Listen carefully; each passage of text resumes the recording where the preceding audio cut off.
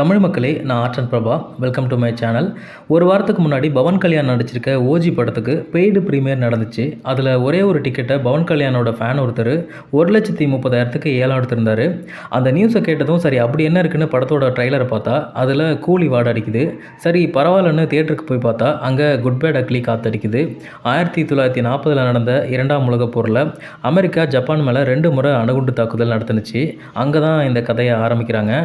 அங்கேருந்து உருவான சாமுராய் இனம் 90களில் முழுசாக அழியறதுக்கு முன்னாடி அவங்களோட போர் தந்திரங்களை எல்லாம் இந்திய வம்சாவளியை சேர்ந்த ஒரு பையனுக்கு கற்றுக் கொடுத்துட்டு நீ தான் இந்த சாமுராய் இனத்தையே காப்பாற்றணும்னு சொல்லிட்டு செத்து போயிடுறாங்க. அந்த பையன் மும்பைக்கு வந்து வளர்ந்து பெரிய பெரிய சம்பவம்லாம் பண்ணி யாராலும் அசைக்க முடியாத ஒரு பெரிய சாம்ராஜ்யத்தை உருவாக்குறாரு. ஒரு கட்டத்தில் அதையெல்லாம் விட்டுட்டு குடும்பம் குழந்தைன்னு அமைதியான வாழ்க்கையை தேடி போகிறாரு. 15 வருஷம் கழித்து அவர் திரும்பவும் மும்பைக்கு வர வேண்டிய சூழ்நிலை வருது. அவர் மும்பைக்கு வந்து மறுபடியும் ஒரிஜினல் கேங்ஸ்டர்னு ப்ரூவ் பண்ணுறது தான் இந்த தே கால் ஹிம் ஓஜி. படத்தில் பில்டப் சீன் இருக்கலாம், ஆனால் படம் முழுக்க பில்டப் சீன் வைக்க முடியுமான்னு கேட்டால் முடியும்னு இந்த படத்தில் இயக்குனர் நிரூபிச்சிருக்காரு. இதையெல்லாம் பவன் கல்யாணோட ரசிகர்கள் கண்ணை மூடிட்டு ரசிப்பாங்க, கொண்டாடுவாங்க. ஆனால் வெகுஜன மக்கள் திரும்பி கூட பார்க்க மாட்டாங்க. அதுக்கு இந்த படத்தோட ரிசல்ட் ஒரு சிறந்த உதாரணமாக இருக்க போகுது. படத்தில் 2-3 கேரக்டருக்கு மட்டும்தான் பவன் கல்யாணை பற்றி தெரியல. மற்றபடி க்ரௌட் ஆர்டிஸ்ட்லேருந்து ஜப்பானில் இருக்க மெயின் வில்லன் வரைக்கும் பவன் கல்யாணுக்கு பில்டப் பண்ணி படம் முழுக்க துதி பாடிட்டே இருக்காங்க. பவன் கல்யாண் போலீஸ் ஸ்டேஷனில் பூந்து அபிமன்யுவை மிரட்டுற அந்த ஒரே ஒரு சீன் மட்டும்தான் நல்லாயிருக்கு.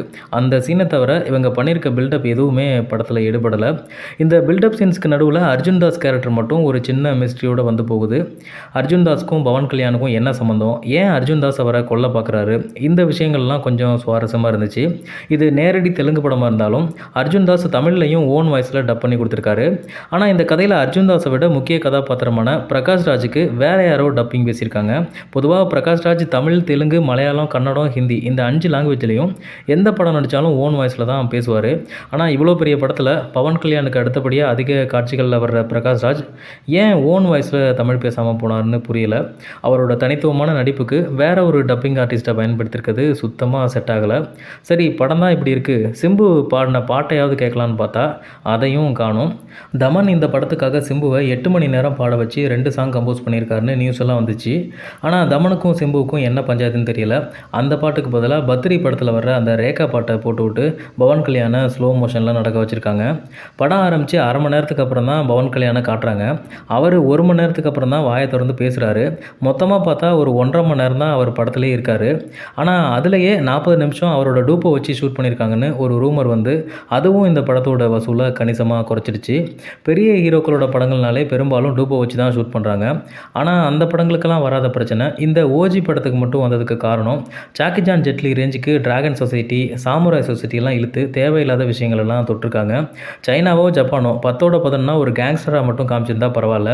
ஆனால் இவங்க ப்ரூஸ்லி லெவலுக்கு தற்காப்பு கலைகளை கரைச்சி குடித்த ஒரு டிராகனாக காட்ட முயற்சி பண்ணி அது முடியாமல் டூப்பை வச்சு ஒப்பேற்றிருக்காங்க. ஆனால் ரசிகர்கள் முழிச்சுக்கிட்டாங்க. ஃபஸ்ட்டு 2-3 நாள் பெரிய ஓப்பனிங் இருந்தாலும் திங்கக்கிழமையிலேருந்து படம் சொதப்பிடுச்சு. ப்ரமோஷனில் ஸ்ரேயா ரெட்டியோட ஸ்டில்ஸ் எல்லாம் பார்க்கும்போது வசந்த பாலன் படங்களில் வர்ற வெயிட்டான கேரக்டர் மாதிரி டிசைன் பண்ணியிருந்தாங்க. ஆனால் படத்தில் அவங்களும் பவன் கல்யாணை பில்டப் பண்ணுறதுக்காக எழுதி வச்ச வசனங்களை மனப்பாடம் பண்ணி ஒப்பிச்சிட்டு போகிறாங்க. அப்புறம் ஃபைனலாக எந்த ஆங்கிள் இருந்து பார்த்தாலும் அமுல் பேபி லுக்கில் இருக்க ஒருத்தரை வில்லனாக சித்தரிச்சிருக்காங்க. மொத்தத்தில் இந்த படம் எப்படி இருக்குன்னு கேட்டிங்கன்னா 2-3 வருஷமாக தமிழ் சினிமாவில் வந்த குட் பேட் அக்லி, கூலி, ஜெயிலர் இந்த படங்களை எல்லாம் 80s 90ஸ்ல விண்டேஜ் லுக்கில் பார்த்தா எப்படி இருக்குமோ அப்படி தான் இருக்குது. புதுசாக ஒன்றும் இல்லை. இந்த வீடியோ பார்த்த தமிழ் ரசிகர்களுக்கு ரொம்ப ரொம்ப நன்றி.